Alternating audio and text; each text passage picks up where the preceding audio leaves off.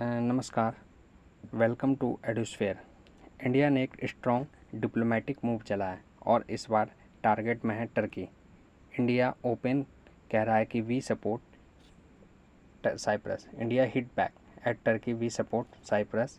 यहाँ पे आर्टिकल देखिएगा, Cyprus back India against terrorism as Modi visit challenge Turkey support. Cyprus को बैक किया इंडिया ने against terrorism as Modi ji का जो विजिट है चैलेंज किया टर्की को सपोर्ट, जो पाकिस्तान को सपोर्ट करता है टेररिज्म को लेकर। तो यहाँ पे सबसे पहले हम देखेंगे कि मोदी जी ने कहा क्या है। ये रिसीव करने के लिए आए थे बिजनेस लीडर के साथ। इतना बड़ा राउंड टेबल उन्होंने ऑर्गेनाइज किया, मैं इसके लिए बहुत आभारी हूँ। उन्होंने मेरे लिए और हमारी पार्टनरशिप के लिए जो सकारात्मक विचार रखे हैं, मैं इसके लिए भी आपका हृदय से बहुत बहुत धन्यवाद करता हूँ। 23 वर्षों के बाद भारत के प्रधानमंत्री का साइप्रस में आना हुआ है और सबसे पहला कार्यक्रम बिजनेस राउंड टेबल का हो रहा है।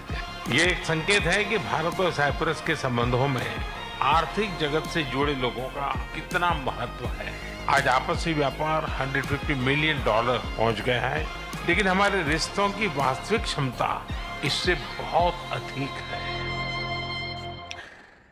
देखिए, इंडिया ने यहाँ पे साइप्रस को ओपन फुल्ली सपोर्ट दिया है। तो क्या ये एक जियोपॉलिटिकल मैसेज है टर्की के लिए?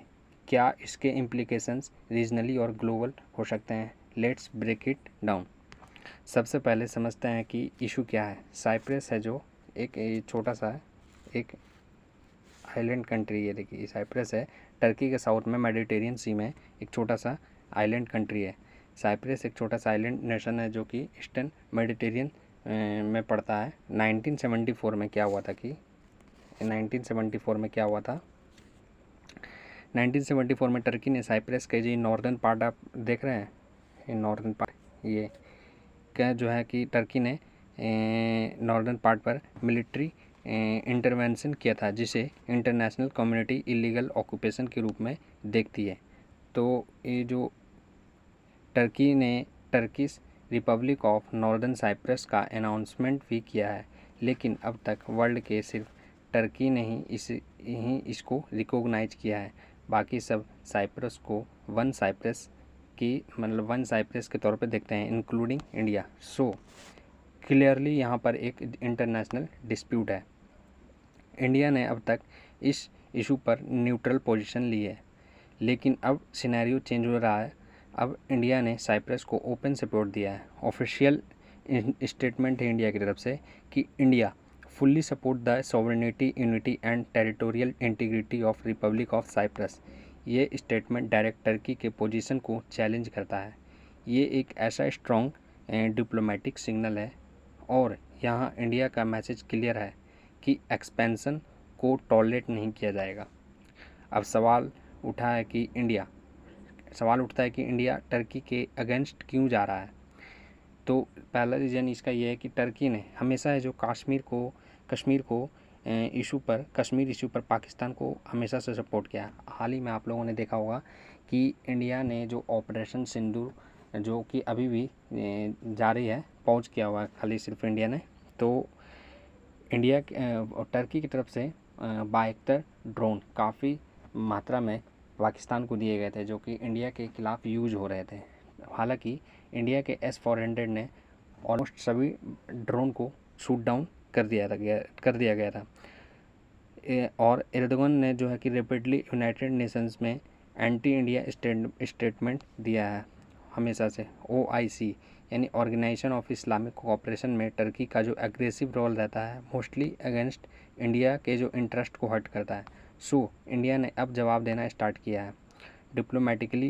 That's called strategic reciprocity and Cyprus obviously Cyprus है जो कि इंडिया के इस सपोर्ट के काफ़ी खुश है। साइप्रस के जो फॉरेन मिनिस्टर ने इंडिया को ओपनली थैंक यू बोला है और ये स्टेटमेंट है जो कि आई है किसकी तरफ से, तो साइप्रस की तरफ से। We highly value India principled support for Cyprus and international law. ये बात यह भी दिखती है कि India now wants to play a bigger role in international law based order. Turkey के लिए ये डिप्लोमेटिक आइसोलेशन की तरफ से एक कदम भी हो सकता है। ऑलरेडी टर्की का जो रिलेशन है यूएसए के साथ हो गया, फ्रांस के साथ हो गया, यूएई के साथ काफ़ी टेंस रहता है। अगर अब इंडिया जैसे राइजिंग ग्लोबल पावर भी अपोज करें तो टर्की के लिए प्रेशर डेफिनेटली बढ़ेगा और मिडिल ईस्ट में इंडिया के स्ट्रेटजिक इन्फ्लुएंस काफ़ी एक्सपेंड हो रहे हैं, जैसे ग्रीस हो गया, इजिप्ट हो गया, इजराइल और अब साइप्रस भी। इस मूव के ज़रिए इंडिया क्या अचीव करता है, तो इंडिया क्या अचीव करता है तो देखिए जाएगा तो अभी हाल ही में देखे होंगे कि इंडिया जो साइप्रस के टूर पे है, तो यहाँ पे जो साइप्रस का जो हाईएस्ट सिविलियन अवार्ड है जो कि साइप्रस के तरफ से पीएम मोदी को दिया गया है और टर्की को जो है कि एक डिप्लोमेटिक मैसेज भी दिया गया है।